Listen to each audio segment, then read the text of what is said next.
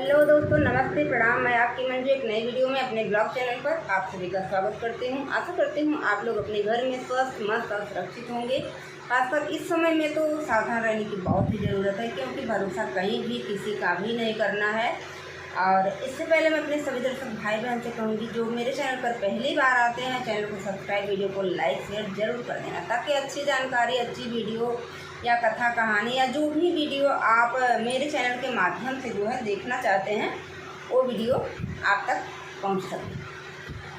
तो दोस्तों, ये जग जो है ना, इतना ज़्यादा गंदा हो गया है संसार कि कोई किसी के लायक ही नहीं रह गया है। किसी को ये समझ में ही नहीं आ रहा है कि एक दूसरे को क्यों लोग मार रहे हैं, क्यों किसी की जान लेने के लिए उतारू हैं या जान ले ही ले रहे हैं, क्या कारण है, क्या रीज़न है। लोगों की मति जो है वो मारी गई है। जो हो रहा है ये बिल्कुल नहीं होना चाहिए। ये हम लोगों की गलती की वजह से ही हो रहा है, क्योंकि हम लोग इस चीज़ को बढ़ावा दे रहे हैं। किसी पर भरोसा करके, किसी पर विश्वास करके या कैसे भी करके तभी चीज़ें बढ़ रही हैं। दोस्तों, अपने दर्शकों को मैं बताना चाहती हूँ, आज मैं बात करने वाली हूँ आरती जौनपुरिया के बारे में, जो है बहुत ही दुखद घटना है। लोगों ने शेयर किया है तो मैं भी यहाँ पर हूँ, इसलिए कोई भी बात है तो मैं भी अपने माध्यम से अपने दोस्तों तक पहुँचाना चाहती हूँ कि इन सारी चीज़ों से सावधान रहें। खास करके आजकल के जो नौजवान बच्चे हैं, उन्हें तो बहुत ज़्यादा सतर्क सावधान रहने की ज़रूरत है। ये ज़रूरी नहीं है कि लड़के ही गलत होते हैं और ये ज़रूरी नहीं है कि लड़कियाँ भी गलत होती हैं। दोनों तरफ से कहीं ना कहीं कुछ ना कुछ गलत हो ही जाता है। कभी कभी लड़के जो है सही होते हैं, कभी कभी लड़कियां सही होती हैं, लेकिन इस मैटर में सब कुछ उल्टा है, सीधा एक भी नहीं है। जो है उनके भाई को मार दिया गया है, जो कि जॉब करते थे, शायद जहाँ तक मैंने सुना है शायद दिल्ली में थे, और मारा हुआ है उनकी प्रेमिका ने, जिसका प्यार जो है वो एक तरफा था, किसी काम का प्यार नहीं था। उसकी शादी हो गई थी। अरे क्या तुमको शर्म आनी चाहिए? तुम्हारे परिवार का क्या होगा, कैसे होगा और कैसे तुम्हारा जीवन बीतेगा? जहाँ तुमको जाना था, तुम्हारी शादी होनी थी, अपनी लाइफ को एंजॉय करते, जो है ऐसा कर्म करके अब तो पछताने के सिवा कुछ भी नहीं मिलेगा। जिसको जाना था वो चला गया, उसका कुछ क्या बिगड़ा? उसको चोट लगी, जान निकल गई, उसका सब खत्म हो गया। जो यहाँ पर है वो रो रहा है, वो भुगत रहा है और आप भी भुगतोगे।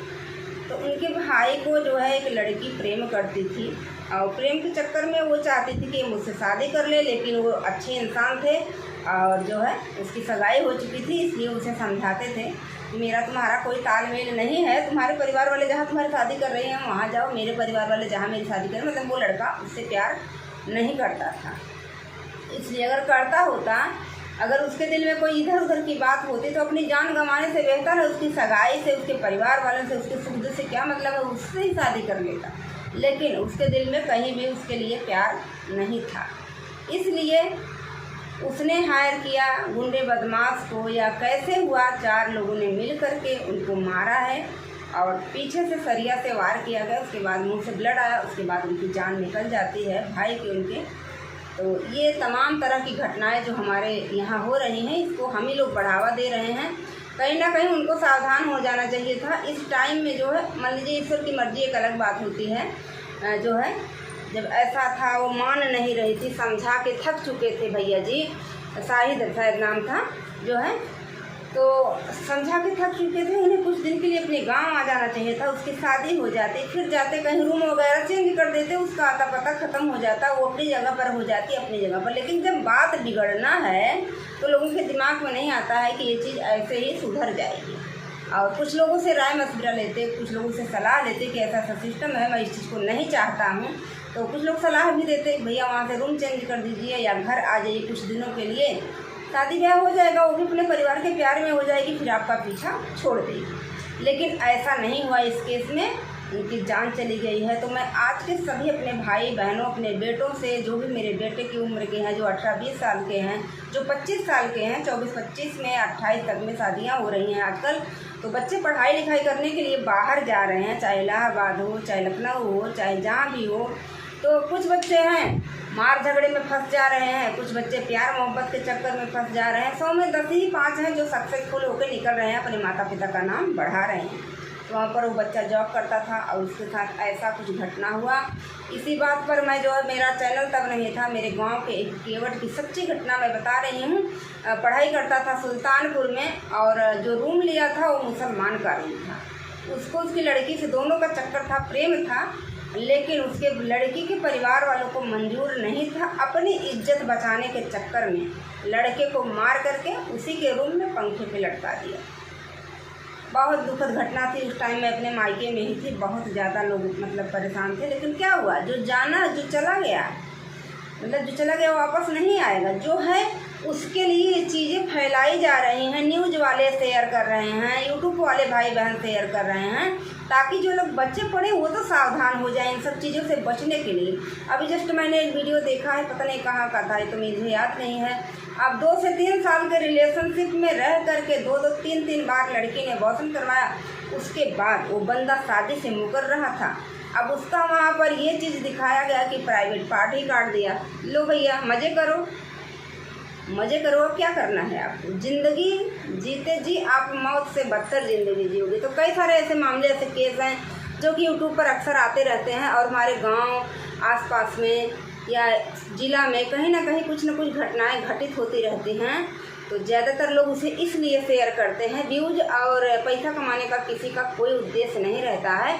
उद्देश्य रहता है पब्लिक को सावधान और सतर्क करने का, ताकि पब्लिक जो है सावधान हो जाए। अब इस केस में भैया जो जौनपुरिया हैं आरती, उनके भाई के केस में मुझे यही लग रहा था कि अगर ईश्वर की मर्जी होती, किसी से सलाह समझौता करते, वहाँ से 1 आध महीने के लिए छुट्टी लेके या किसी तरीके से अपने घर अगर आ जाते, शहर छोड़ देते, कुछ भी ऐसा होता, कहानी में रह जाती। लेकिन अब न्यूज़ वाले, रिपोर्टर, ब्लॉग वाले सब लोग वीडियो बना के डालेंगे, लेकिन वो इंसान जीवित नहीं होगा। ये वीडियो से एक ही फ़ायदा होगा, फिर भी लोग सुधरते नहीं, संभलते नहीं हैं। जो है सुधरते संभलते नहीं हैं। पब्लिक की राय यही होनी चाहिए। मैं तो भैया कहूँगी डायरेक्ट इनडायरेक्ट आजीवन कारावास, नहीं तो मौत के बदले मौत, सज़ा होनी ही चाहिए। क्योंकि जान गई है तो जान का बदला जान ही ले लो भैया, काम ख़त्म करो, ताकि कुछ लोग सतर्क रहें। वैसे होते नहीं, कितने सारे रेप हो रहे हैं, कितने क्या केस हो रहे हैं। निर्भया कांड जो 2012 का था, उसका क्या नाम था लड़की का, कितना दिन तक घटना चली, कितना सारा मतलब लोगों को फांसी भी हो गया, सब कुछ हो गया जो है। लेकिन कहाँ लोग सुधर रहे हैं, हवस के चक्कर में, मतलब अपने दिखावे का जो प्यार है, ड्रामा है, उसके चक्कर में एक दूसरे का जीवन बर्बाद करने पर लोग तुले हुए हैं। अब समझिए कि इकलौता सहारा अपने माता पिता का अगर घर से चला जाता है तो उसके घर की दयनीय स्थिति क्या रहती है।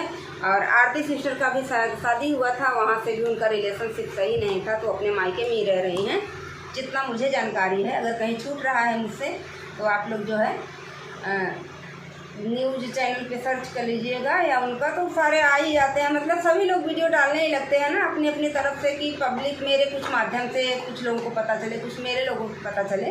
तो बस मुझे इतना ही कहना था, जो नई जनरेशन है, बच्चियां हैं और बच्चे हैं, वो सावधान रहें, सतर्क रहें, अपने माता पिता का नाम रोशन करें।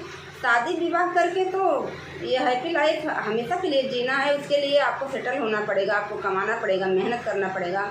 या बेटी हो या बेटा, माता पिता जहाँ इज्जत से शादी विवाह कर रहे हैं, अगर उस लाइफ में आप सेट हो जाते हैं तो आपका जीवन खुशहाल बीतेगा। यकीन मानिए, प्यार की शादी, माता पिता की मर्जी के बगैर किया हुआ प्यार, शादी, समझौता, इसमें इंसान कभी भी सुखी नहीं रहता है। मिलती हूँ अच्छी जानकारी, अच्छी कहानी के साथ या अच्छे ब्लॉग के साथ। तब तक के लिए मंजू तिवारी को दीजिए इजाज़त। Thanks for watching.